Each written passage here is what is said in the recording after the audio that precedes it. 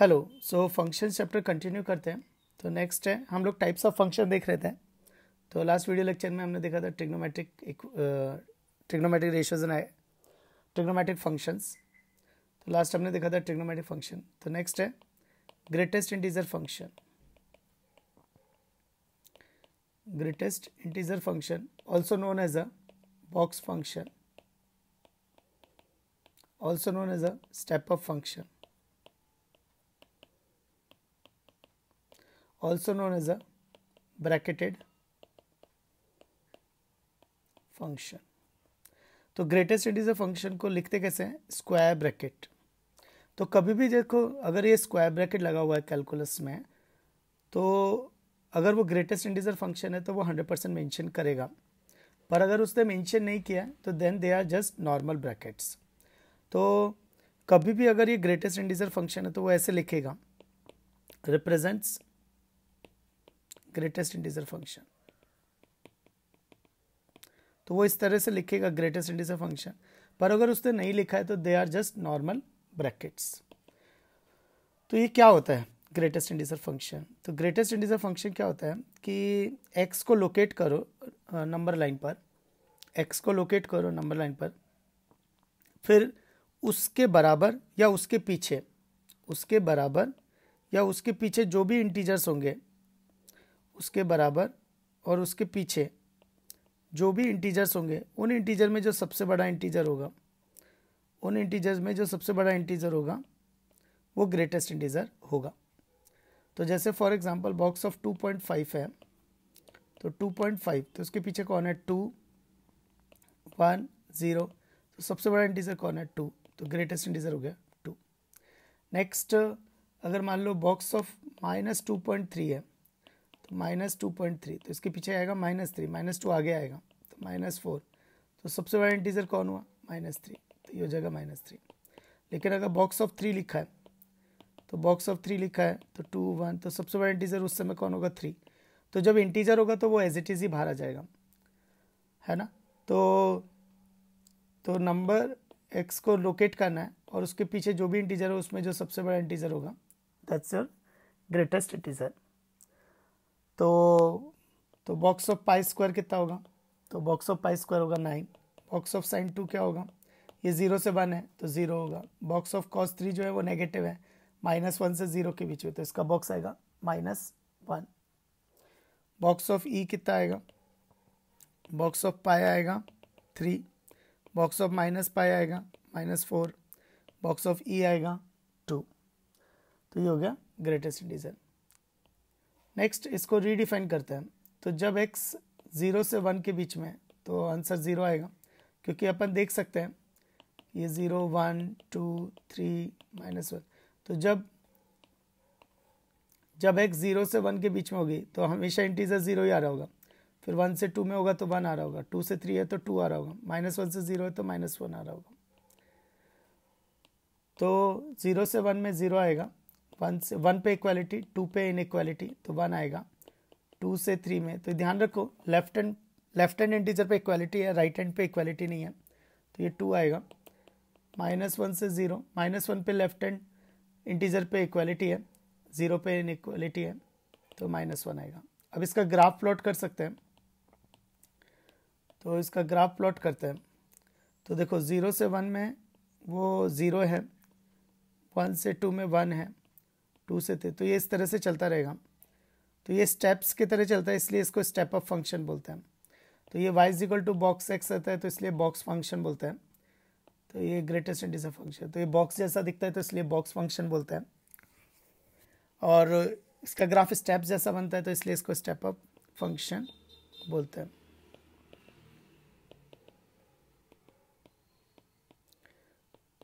तो this is the graph of box x। So this is the graph of box x function. Next remark है। तो remark क्या है कि greatest integer जो होता है बॉक्स x जो होता है वो x के से छोटा और या बराबर कब? जब वो इंटीजर होगा और बाकी उससे छोटा होगा और x -1 से बड़ा होगा, तो ये हो जाएगी इनइक्वालिटी। सेकेंड है box of x plus M, अगर एम इंटीजर है, तो ये बाहर आ जाएगा, तो बॉक्स एक्स प्लस एम, अगर एम इंटीजर है तो ये बाहर आ जाएगा। पर ऐसी गलती मत कर देना कि अगर ये 2x लिखा है तो 2 बाहर ले लिया, ये गलत है। बॉक्स में ऐसा नहीं होता कि कॉमन ले लेंगे, पर हाँ एडिशन में कोई लिखा है तो वो इंटीजर बाहर आ सकता है। तो for example box x plus box x plus box x, ये कितना होगा, तो देखो, तो इस वाले बॉक्स के लिए ये इंटीजर है तो बाहर आ जाएगा, तो x plus box of x plus box of x, तो ये होगा box of x plus 2 box x. अब ये इंटीजर है तो बाहर आ जाएगा, तो box x plus 2 box x, तो ये हो जाएगा 3 box x, 3 box x. Next बहुत इंपॉर्टेंट है, third, box x plus box of minus x, box of x plus box of minus x. तो देखो, तो जैसे फॉर एग्जांपल 9 लिया, तो 9 माइनस 9, तो 9 माइनस 9 0, तो जब एक्स इंटीजर होगा तो ये 0 आता है, पर जब एक्स इंटीजर नहीं है, जब ये एक्स इंटीजर नहीं, तो जैसे 2.5 प्लस माइनस 2.5, तो ये 2 होगा, ये -3 होगा, तो -1, तो -1 आएगा। अब इसका ग्राफ का प्लॉटिंग करते हैं,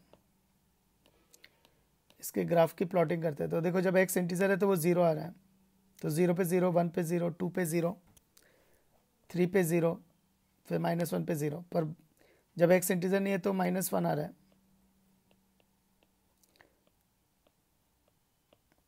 तो ये इस तरह का ग्राफ चलेगा। तो this is the graph of this function, मतलब अगर f of x is equal to box x plus box of minus x है and this is greatest integer function, तो ये उसका ग्राफ है। नेक्स्ट है fractional part of x, fractional part of x, इसको कैसे लिखते हैं, कर्ली ब्रेसेस में लिखते हैं। नेक्स्ट, अगर ये फ्रैक्शनल पार्ट ऑफ x है तो क्वेश्चन मेंशन करेगा represents fractional part of x, और अगर उसने मेंशन नहीं किया है तो वो एक जस्ट नॉर्मल ब्रैकेट है, अगर उसने मेंशन नहीं किया है तो just a normal bracket. Next, ये क्या होता है, तो देखो, there is a number, real number x, तो उसके पीछे जो इंटीजर आया वो हो गया बॉक्स x, तो ये जो एक्स्ट्रा पार्ट है this is fractional part of x, तो इसलिए इसको रेजिडुअल भी बोलते हैं, इसको रेजिडुअल भी बोलते हैं। तो जैसे फॉर एग्जांपल मैंने लिया 2.3, तो उसका बॉक्स कितना होगा 2, इनका बीच का गैप कितना होगा 0.3, तो ये हो गया फ्रैक्शनल पार्ट ऑफ x। तो फ्रैक्शनल पार्ट ऑफ x हो गया 0.3, बॉक्स x हो गया 2 और x हो गया 2.3, तो इसको मैं ऐसे भी लिख सकता हूँ 2 + 0.3, तो यानी x is equal to box x plus fractional part of x।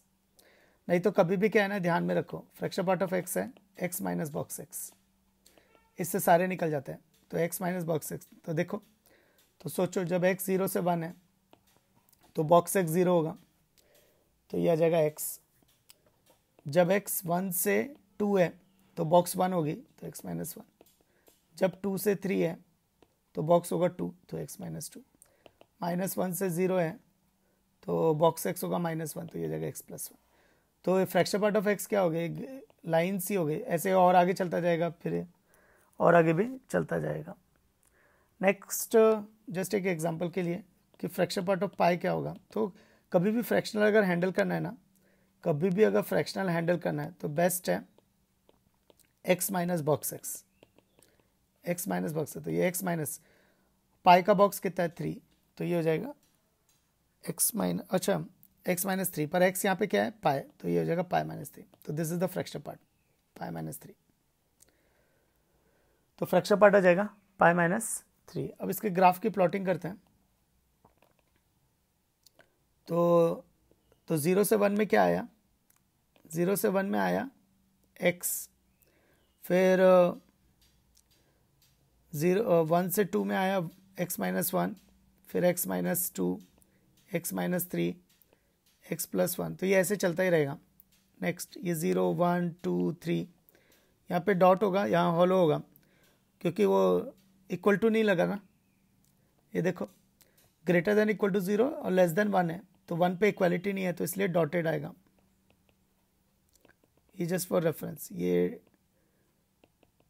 Dot आएगा, यहाँ पे हॉलो आएगा, यहाँ पे डॉट आएगा, यहाँ पे हॉलो आएगा, ये फिर 4 यहाँ पे हॉलो आएगा,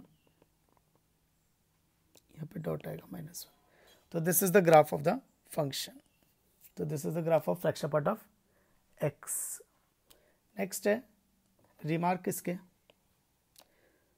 तो फर्स्ट पॉइंट, तो फ्रैक्शन पार्ट ऑफ एक्स 0 होगा अगर एक्स इंटीजर है, क्योंकि इंटीजर में रेजिड्यू नहीं होता, तो इंटीजर पार्ट का हमेशा फ्रैक्शन पार्ट 0 होगा। फ्रैक्शन मतलब एक्स्ट्रा पार्ट, तो fraction part of x plus M, तो देखो एम इंटीजर है और इसके अंदर कोई फ्रैक्शनल नहीं है, तो ये डायरेक्ट ही बाहर आ जाएगा फ्रैक्शनल एक्स, क्योंकि उस एम के अंदर फ्रैक्शन पार्ट नहीं है, रेजिड्यू नहीं है, उसका फ्रैक्शन पार्ट 0 है, तो सिर्फ फ्रैक्शन पार्ट ऑफ एक्स ही रह जाएगा।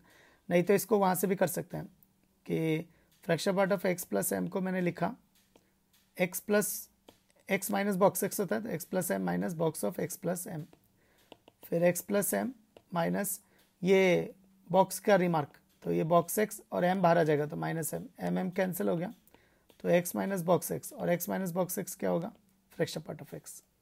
तो वो मैं डायरेक्ट भी लिख सकता हूँ, क्योंकि एम इंटीजर है और इंटीजर के अंदर कोई रेजिड्यू नहीं है, तो इंटीजर के अंदर कोई रेजिड्यू नहीं है, तो उसको मैं तो सिर्फ x के अंदर ही डेसिमल पार्ट होगा, m के अंदर कोई डेसिमल पार्ट नहीं है, तो x के अंदर ही डेसिमल पार्ट है, तो सिर्फ आंसर x के डेसिमल पार्ट से ही आएगा।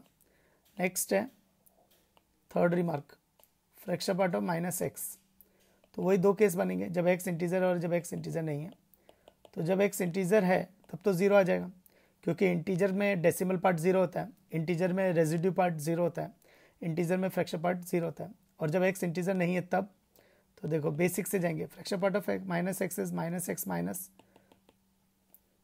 बॉक्स ऑफ -x, -x, अच्छा ये वहाँ से आ जाएगा box x minus box x plus box -x is equal to -1, तो बॉक्स -x क्या होगा, -1 माइनस बॉक्स x, तो यह आ जाएगा -1 माइनस बॉक्स x, तो -x plus 1 plus box x, तो ये 1 minus x minus box x आ जाएगा, तो 1 minus fraction part of x, तो ये होगा 1 minus fraction part of x, तो फ्रैक्शन पार्ट ऑफ -x आ जाएगा 1 minus fraction part of x। मैं कुछ क्वेश्चंस देता हूँ जिनके डोमेन रेंज फाइंड आउट करना, तो y is equal to x raise to n, y is equal to 1 upon x raise to n, where n belongs to natural number, n belongs to natural number, y is equal to x raise to 1 by n, n belongs to natural number, y is equal to 1 upon x raise to 1 by n, where n belongs to natural number. तो इनके domain और range निकालना, domain मतलब जिसके लिए ये meaningful होगा, range मतलब आउटपुट्स क्या देगा, रेंज मतलब ये आउटपुट्स क्या देगा। कुछ और क्वेश्चंस भी देता हूँ, उनके डोमेन और रेंज फाइंड आउट करना, y is equal to 1 upon mod x, y is equal to 1 upon box x, ये ग्रेटेस्ट इंटीजर फंक्शन, और y is equal to 1 upon fraction part of x, तो ये फ्रैक्शन पार्ट ऑफ x। तो इन सबका domain निकालना है, domain मतलब जिसके लिए वो मीनिंगफुल होगा, और रेंज कि वो क्या आउटपुट दे रहा है, तो डोमेन x की वैल्यूज़, रेंज y की वैल्यूज़, डोमेन जिसके लिए मीनिंगफुल है, रेंज वो जो आउटपुट दे रहा है। तो नेक्स्ट वीडियो लेक्चर में मैं डिस्कस करूँगा ये।